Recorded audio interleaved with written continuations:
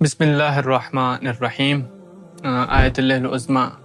مرجع علی قدر سماحت السید علی الحسینی السیستانی دامت ظلہ العالی نے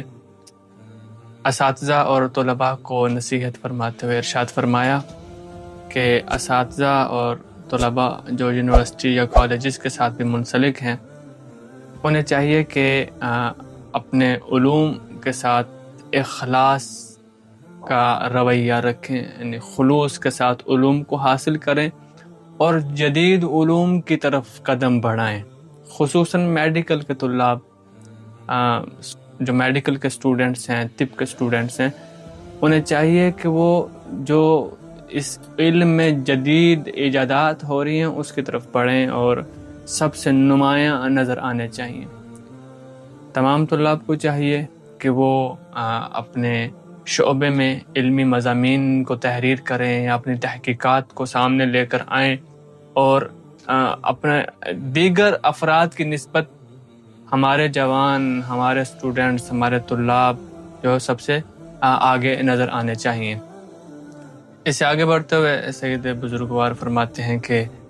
تمہارے درمیان سے جو ذہین طلاب اور باصلاحیت طلاب ہیں لیکن غریب گھرانوں سے تعلق رکھتے ہیں اور ان کے پاس اتنے وسائل نہیں ہیں کہ وہ علوم کو حاصل کر سکیں، تمہاری ذمہ داری یہ ہے کہ تم ان کو وسائل مہیا کرنے کی کوشش کرو۔ جس شعبے سے تعلق رکھتے ہو، جس بھی ڈپارٹمنٹ سے آپ کا تعلق ہے، وہاں استاد کی حیثیت سے ہیں، وہاں ہیڈ کی سربراہ کی حیثیت سے ہیں، ہیڈ کی حیثیت سے ہیں، تو ان کے لیے آسانیاں پیدا کریں تاکہ وہ علوم میں آگے بڑھیں اور اپنے آپ کو معاشرے کے سامنے پیش کر سکیں، اپنی استعداد اور صلاحیتوں کو منوا سکیں۔ اس کے علاوہ اساتذہ اور طلاب سے ارشاد فرماتے ہوئے سید فرماتے ہیں کہ اے ہمارے جوانوں، اے ملت کے جوانان، آپ لوگ ہر شعبے میں، کوئی بھی شعبہ چاہے وہ کسی بھی علمی شعبے کے ساتھ تعلق رکھتا ہے، پیشہ ورانہ مہارتیں ہیں، علمی امور ہیں، تمام کے اندر ہمارے جوانوں کو سب سے آگے نظر آنا چاہیے